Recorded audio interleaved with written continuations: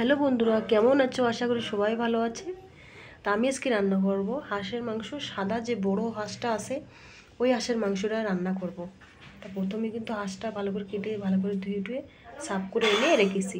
আর এদিকে কিন্তু আমি 6টা আলু কেটে ভালো করে ধুয়ে রেখেছি জলের ভিতরে। আর এদিকে কিন্তু আদা, রসুন, পেঁয়াজ, টমেটোর একসাথে মিক্সি করে নিয়েছি আমি। তো তেলটা কিন্তু গরম হয়ে গেছে। এবার দিয়ে দেবো আমি জিরা, দিয়ে দিচ্ছি তেজপাতা। তো তেজপাতা জিরাটা কিন্তু কালো কালো হয়ে গেছে, লাল লাল হয়ে গেছে। এবার আমি দিব মশলা। তো এবার দিয়ে দিচ্ছি 1 চামচের মতন হলদি, 1.5 চামচের মতন গুড় ঝাল,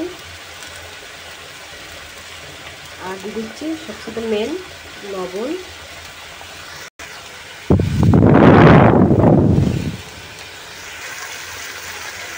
তো হাঁসের মাংসটা কিন্তু চুলে রান্না করলে কিন্তু হেভি টেস্ট লাগে। এই কিন্তু ধোঁয়া ধোঁয়া আসছে চুলে রান্না করতে, সেই জন্য আমি। তো মশলাটা কিন্তু কষানো হয়ে গেছে। এবার আমি দিয়ে দেবো হাঁসের মাংস, ভালো করে মিক্স করে নেবো।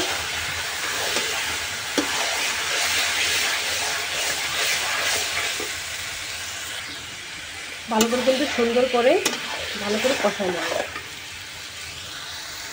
এই সাথে কিন্তু আমি আলু দিয়ে দেবো। আলুটা কিন্তু আমি ভাজিনি, তোমরা চালিয়ে ভেজেও নিতে পারো। তো আজকে হাঁসের কিন্তু পাতলা ঝোল হবে, আর ভাতটা খেতে কিন্তু খুবই সুন্দর লাগবে। তো ভালো করে কিন্তু কষানো হয়ে গেছে। এবার আমি দিয়ে দেবো জল।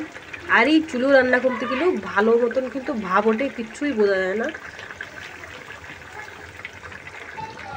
তো তোমাদের এই হাঁসের মাংসটা কীরকম লাগে আমার একটু কমেন্ট করে জানাও। আর তোমরা তো কমেন্ট করো না, একটু শেয়ার, একটু সাবস্ক্রাইব করবা।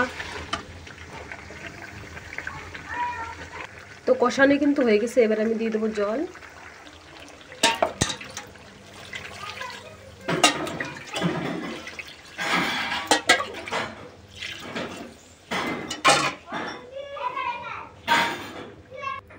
তো জল কিন্তু দিয়ে দিচ্ছে। এবার 20 মিনিটের জন্য ঢাকা দিয়ে জাল দেবো।